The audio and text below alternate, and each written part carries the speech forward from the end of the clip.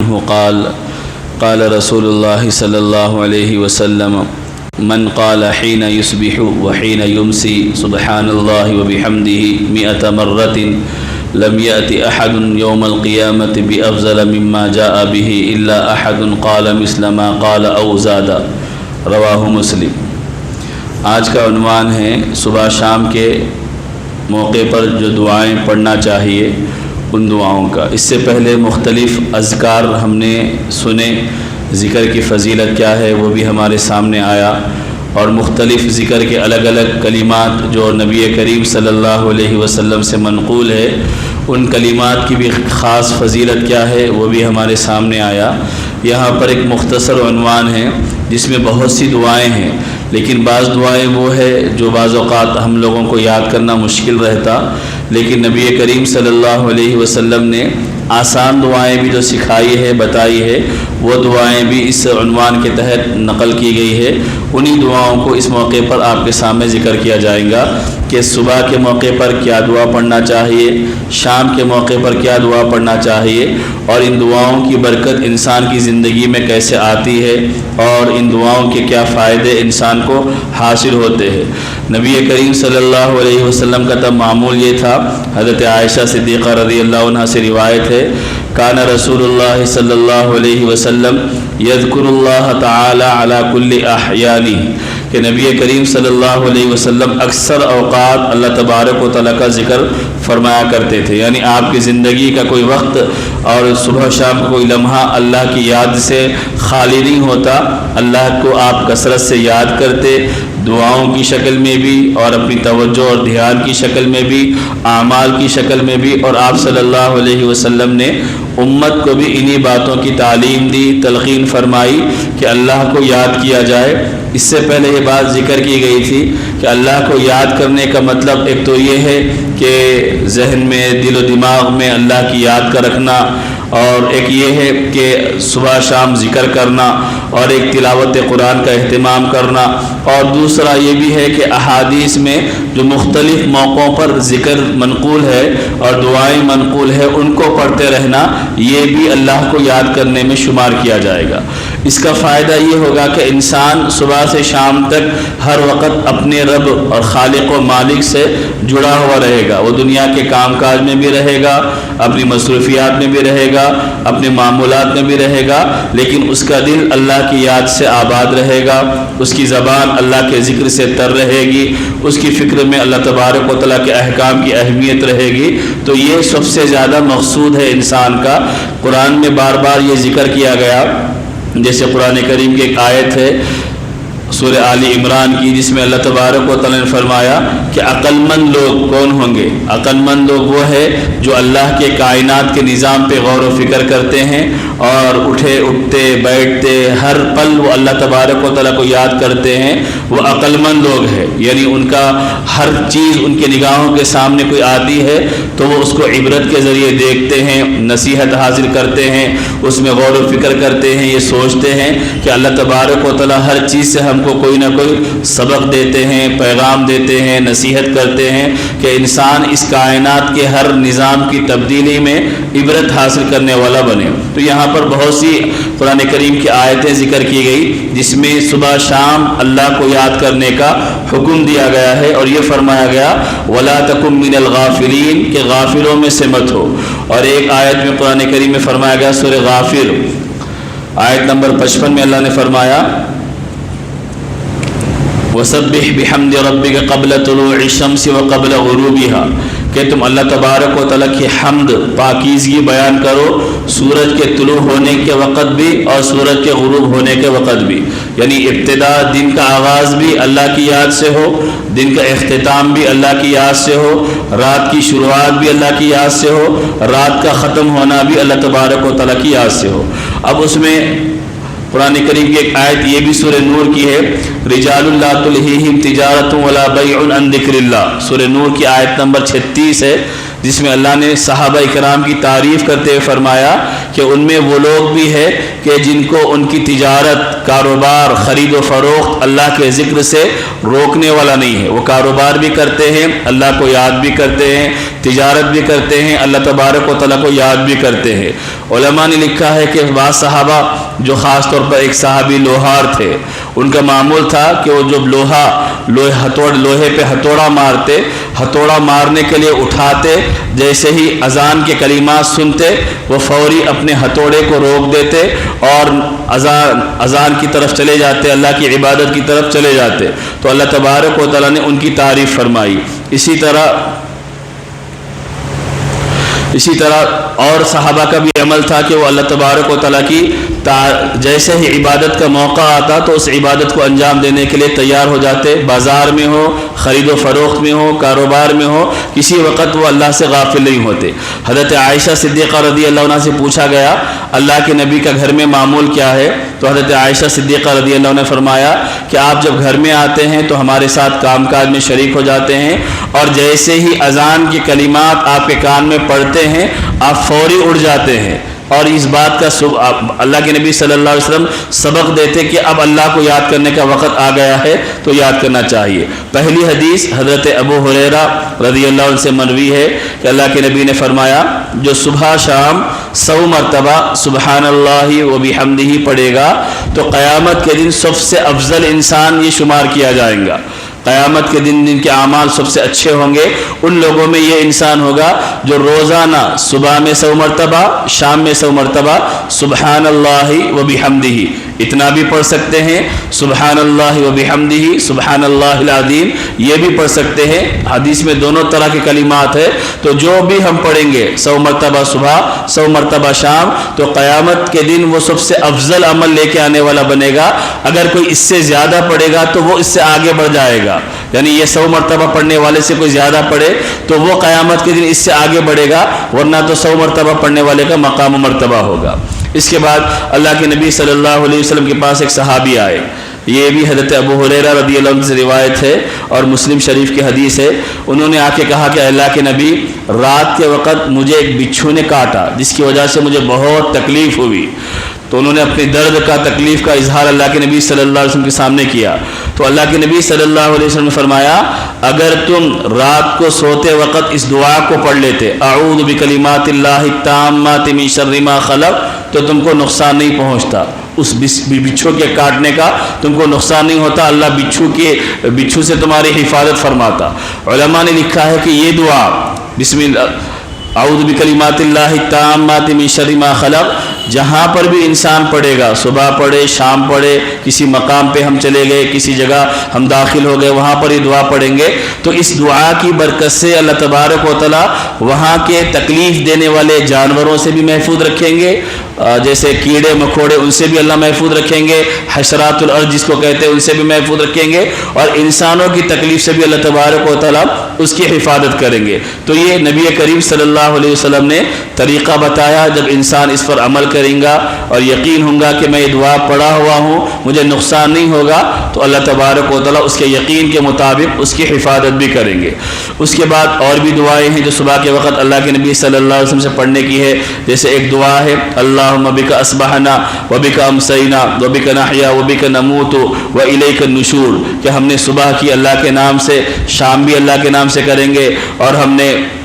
ہم زندہ بھی اللہ کے نام سے رہتے ہیں، اور اللہ ہی کے نام سے ہم کو موت بھی آتی ہے اللہ کی طرف سے، اور اللہ ہی کی طرف ہم اٹھ کر جانے والے ہیں۔ اس کے بعد کی دعا اللہ کے نبی، اب بعض دعائیں جیسے میں نے شروع میں ذکر کیا کہ کچھ لمبی دعائیں ہوتی ہے، بعض اوقات ہم لوگوں کو یاد نہیں رہتی، یاد کرنے میں دشواری ہوتی، اللہ کے نبی نے اس کے مقابلے میں کچھ آسان دعائیں بھی سکھا دی کہ جس کا اہتمام کرنے کے نتیجے میں بہت ساری دعائیں اگر ہم نہیں بھی پڑھیں گے تو وہ ایک آدھ دعا پڑھنے کی وجہ سے بھی اللہ ہمارے لیے حفاظت کا انتظام فرمائیں گے۔ جیسے حضرت عبداللہ بن خبیب رضی اللہ عنہ فرماتے ہیں کہ میں ایک مرتبہ نبی کریم صلی اللہ علیہ وسلم کے پاس آیا تو اللہ کے نبی صلی اللہ علیہ وسلم نے مجھ سے فرمایا اقرأ قل هو اللہ احد والمعوذتین حین تمسی وحین تصبح 3 مرات تکفیک من کل شیء۔ یہ ابو داود ترمذی کی حدیث ہے کہ اللہ کے نبی نے ان سے فرمایا کہ تم ہر صبح اور شام 3 मरतबा मुअव्विज़तैन पढ़ो, एक कुल हुवल्लाहु अहद, दूसरा कुल अऊज़ु बिरब्बिल फलक, तीसरा कुल अऊज़ु बिरब्बिन नास। इन 3 सूरतों को मुअव्विज़तैन कहते हैं, यानी वो सूरतें जिनके ज़रिए पनाह अल्लाह की मांगी जाए, अल्लाह से पनाह तलब की जाए। तो अल्लाह के नबी ने फरमाया सुबह में 3 मरतबा इन 3 सूरतों को पढ़ो, शाम में 3 मरतबा इन 3 सूरतों को पढ़ो, तो अल्लाह तुम्हारे लिए काफ़ी हो जाएगा। हर शर से अल्लाह हिफाजत फरमाएंगे, हर नुकसान से अल्लाह तबारक व तआला, चाहे इंसान हो या इंसानों के अलावा दीगर मखलूक़ात हो, उनसे अल्लाह तबारक व तआला हिफाजत फरमाएंगे। सुबह हम इनका आसान है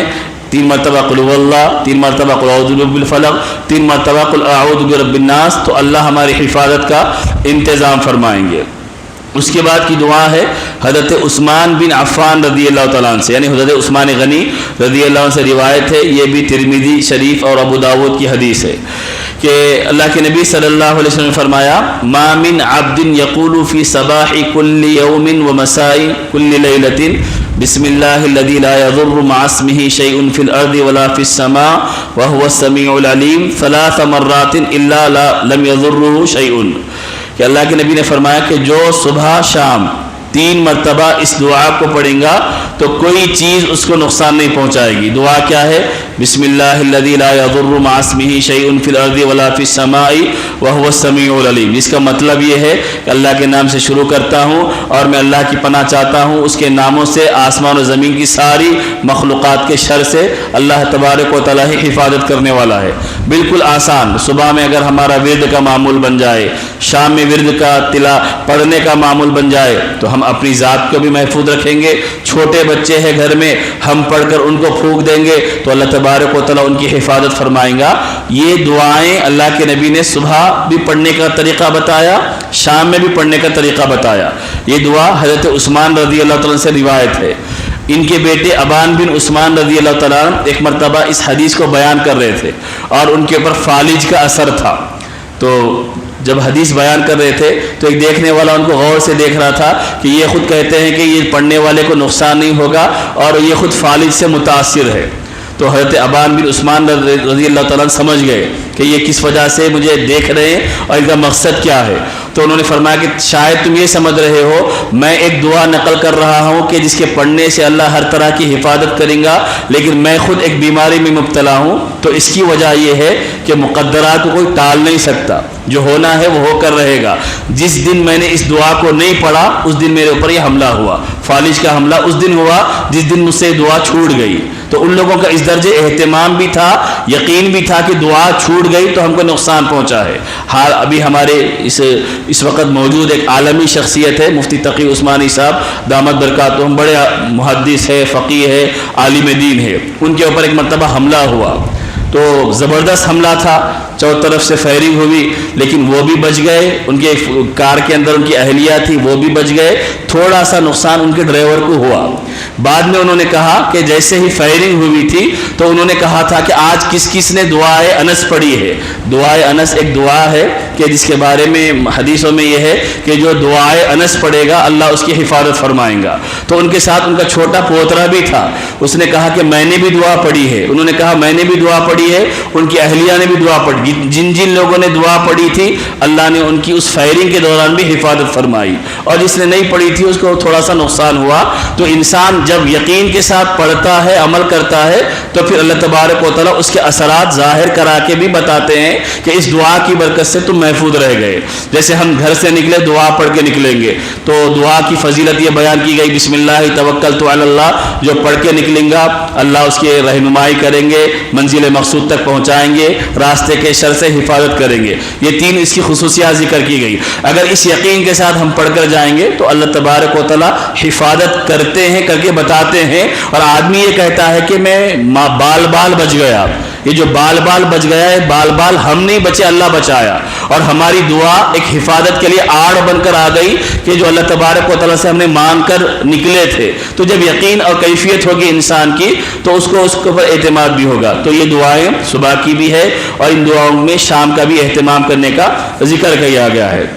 अब शाम की दुआएं क्या है? सोते वक़्त की चंद मामूलात है। जैसे अल्लाह के नबी सल्लल्लाहु अलैहि वसल्लम से एक हदीस ये है कि आपने फरमाया कि तुम जब अपने बिस्तर पर जाओ तो बुखारी की रिवायत है, ये पढ़ो बिस्मिका अल्लाहुम्मा अहया व अमूतु, کہ اللہ میں تیرا نام لے کر سوتا ہوں اور تیرا ہی نام لے کر زندہ ہوتا ہوں، اللہ کے نام سے زندگی اور موت ہے، اس دعا کو پڑھ کر سونا۔ اس کے علاوہ لمبی دعا بھی ہے، آگے لمبی ایک دعا ہے، اللہ کے نبی نے فرمایا جب تم بستر پر جاؤ اپنے بستر کو جھاڑ لو، صاف کر لو، اس وجہ سے کہ صبح سے بستر بچھا ہوا ہوتا ہے تو اس پر دھول اور بہت ساری چیزیں بھی آ سکتی ہے، اور تکیہ وغیرہ کے نیچے کوئی زہریلا موذی تکلیف پہنچانے والا جانور پرندہ وغیرہ اس طرح کی چیزیں بھی آ سکتی ہے، چرند وغیرہ، تو اس سے انسان کو نقصان ہو سکتا ہے۔ تو اللہ کے نبی نے فرمایا کہ جھاڑ لو، صاف کر لو، اس کے بعد دعا پڑھو بسمک ربی وضعت جنبی وبک ارفعہ ان امسکت نفسی فاغفر لها وان ارسلتها فاحفظها بما تحفظ به عبادك الصالحین۔ اگر وہ دعا ہم کو یاد نہیں ہے تو یہ دعا تو آسان ہے، اللہم بسمک اموت واحیا، یہ اللہ کا نام لے کر ہم پڑھیں گے، سوئیں گے تو اللہ تبارک و تعالی ہماری حفاظت فرمائیں گے۔ اس کے بعد حضرت علی رضی اللہ عنہ سے روایت ہے، یہ بخاری وغیرہ کی حدیث ہے کہ اللہ کے نبی صلی اللہ علیہ وسلم نے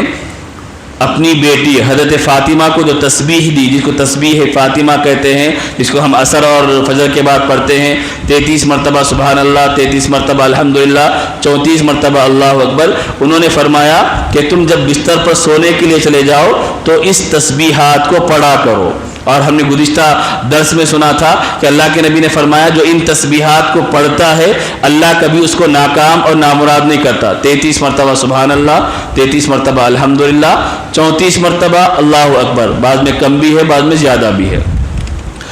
اس کے علاوہ آخری اس سلسلے کی یہ ہے کہ جب رات کو ہم سونے کے لیے جائے، اس سے پہلے ہم نے پڑھا صبح شام معوذتین پڑھنا، یعنی قل هو اللہ پڑھنا، معوذتین اور قل اعوذ برب الفلق قل اعوذ برب الناس پڑھنا۔ یہاں پر اللہ، وہاں تو صرف پڑھنے کا حکم دیا گیا تھا، یہاں پر سوتے وقت کا ایک خاص عمل یہ بتایا گیا۔ حضرت عائشہ صدیقہ رضی اللہ عنہ سے روایت ہے، اور یہ روایت بھی بخاری کی ہے، مسلم وغیرہ کی ہے، کہ حضرت عائشہ صدیقہ رضی اللہ عنہ فرماتی ہے اللہ کے نبی کا معمول تھا کہ جب آپ اپنے بستر پر سونے کے لیے آتے تو اپنے دونوں ہاتھوں پر پھونکتے،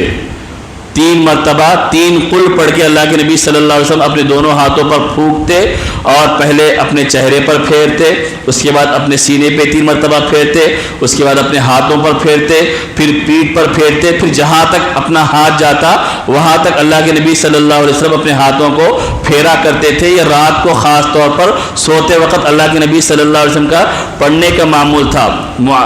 قل هو اللہ، قل اعوذ برب الفلق، قل اعوذ برب الناس، ایک تو مغرب کے ساتھ اور فجر کے ساتھ یہ الگ معمول، اور رات میں سوتے وقت اللہ کے نبی کا یہ معمول۔ اور اس کی وجہ یہ ہے کہ اللہ کے نبی صلی اللہ علیہ وسلم نے فرمایا کہ جو یہ پڑھیں گا تو اللہ تبارک و تعالیٰ اس کی ہر شر سے حفاظت فرمائیں گا، ہر نقصان سے اللہ تبارک و تعالیٰ حفاظت فرمائیں گا۔ تو خلاصہ بہرحال یہ ہے، صبح کی کچھ دعائیں اللہ کے نبی نے بتائی، شام کی کچھ دعائیں اللہ کے نبی صلی اللہ علیہ وسلم نے بتائی۔ ان دعاؤں کے اہتمام کے نتیجے میں ہمارا صبح سے لے کے شام تک کا وقت بھی اچھا گزرے گا، اور شام سے لے کے صبح تک کا وقت بھی اللہ کی یاد میں گویا کہ گزرے گا، اور ہم صبح کے آغاز میں بھی اللہ سے مدد طلب کرنے والے بنیں گے، اور رات کے آغاز میں بھی اللہ تبارک و تعالیٰ سے مدد طلب کرنے والے بنیں گے، اللہ کی پناہ طلب کرنے والے بنیں گے، اور جو اللہ کی پناہ میں رہے گا پھر اللہ اس کو نقصان نہیں پہنچائے گا۔ باقی یہ بات ذکر کی جاتی رہتی ہے کہ دعا پڑھنے کے بعد بھی بعض اوقات کوئی نقصان پہنچ جائے تو پھر انسان کو یہ سمجھنا چاہیے کہ مجھے دعا کا ثواب تو